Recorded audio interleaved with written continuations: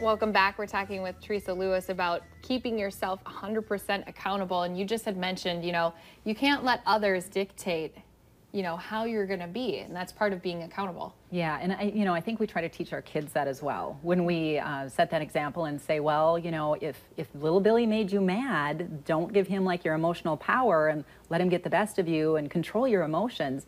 But yet I think as parents, I have modeled that a lot where it's like, oh, they made me so frustrated and so angry. Oh, customer service issues, technology issues, those are the things that push my buttons. And then my kids will see me and it's like, they're like, why are you letting that get to you? You need to be 100% accountable. It's like, oh, ouch, that's right. Because we get to choose how we respond.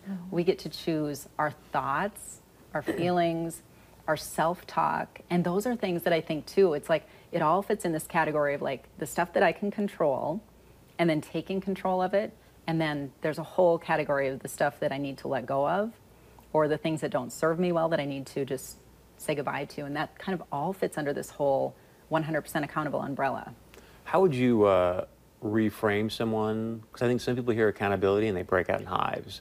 So how would you reframe them to make it empowering to think about accountability rather than, oh my gosh, this is terrible? Yeah, because it is kind of a heavy weight, but yet at the same time, it is that freedom then that you do get to choose, regardless of what else is happening around you, regardless of your circumstances. And, I haven't lived through a lot of horrible times like many people have, but yet I can talk to people who have been, say, victims of domestic violence situations, people in horrific situations who have overcome so many things to get to the point that they are, and they say, you know what?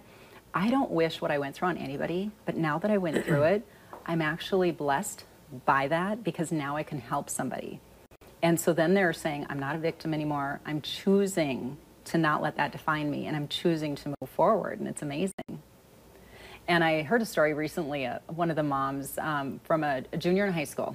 Her daughter is taking a dual credit class in physics last year, and the daughter was super stressed out. And the mom is like, you know what, it's a dual credit class, like don't worry about it too much. Yeah, college credit if you do well, but if not, don't worry. And she's just said, she finally put it into words for her mom, and she said, well, why I'm so stressed? It's like the basic physics, but if I don't get this right, and I go down the path of structural engineering, and something happens to a building or a bridge or something that I'm involved in, and people die, that's on me.